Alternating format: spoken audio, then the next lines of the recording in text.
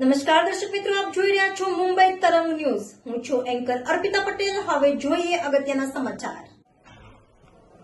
અત્રેની Rajkot jail ખાતે સજા ભોગવતા આજીવન કેદની સજા ભોગવતા કેદીઓ પૈકીના 4 કેદીઓ કે જેઓ કલમ 302માં છેલ્લા 15 વર્ષથી વધુ સમયથી સજા ભોગવતા હતા. એ 4 કેદીઓના નામ છે દેવસીભાઈ લાલજીભાઈ દલવાડી, સરમણભાઈ પુંજાભાઈ કોડિયાદર, દુલ્લાભાઈ હાદાભાઈ નાંગસ અને નવગણભાઈ ગુગાભાઈ ઠાકોર. આ 4 કેદીઓનું કેસ છે આપણે જેલ એડવાઇઝરી બોર્ડ સમક્ષ રજૂ કરવામાં આવેલા હતા. જે કેદીઓને આજરોજ સરકારે તેમની જેલની અંદરની સારી વર્તણૂક તેમજ અન્ય કોઈ એના વિરુદ્ધ બીજા કોઈ સેકન્ડ કેસ નોંધાયેલા ન હતા, જે અનુસંધાને જેલ એડવાઇઝરી બોર્ડના અભિપ્રાયને ધ્યાનમાં રાખીને રાજ્ય સરકારે તેઓને શરતને આધારે જેલ મુક્ત કરેલ છે.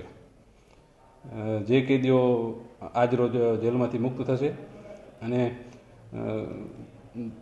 જેલ મુક્તિ અંગેની કન્ડિશન મુજબ હવે પછીના 2 વર્ષ સુધી એના વિરુદ્ધ કોઈ કેસ નોંધાશે નહીં, એ બાબતની એની પાસેથી ખાતરી અને બાંયધરી લેવામાં આવી છે અને 2 સદ્ધર જામીનો તેમના તરફથી રજૂ કરવામાં આવે છે. જે જામીન કે જે તે પોલીસ સ્ટેશનમાં તે લોકોએ ભરાવી દીધેલ છે અને આજ રોજ તેઓને સમાજમાં ફરીથી પુનઃસ્થાપિત કરવા માટે થઈને સરકારી યોજનાઓની માહિતી પુસ્તિકાઓ તેમજ અલગ અલગ ધાર્મિક પુસ્તકો આપી અને જેલમુક્ત કરવામાં આવેલ છે અને તેઓએ સ્વૈચ્છિક રીતે હવે પછી કોઈ પણ ગુનો નહીં કરવા માટેના શપથ લીધેલ છે અને સમાજમાં પણ આવો મેસેજ આપવા માટે તેઓએ જણાવેલ છે.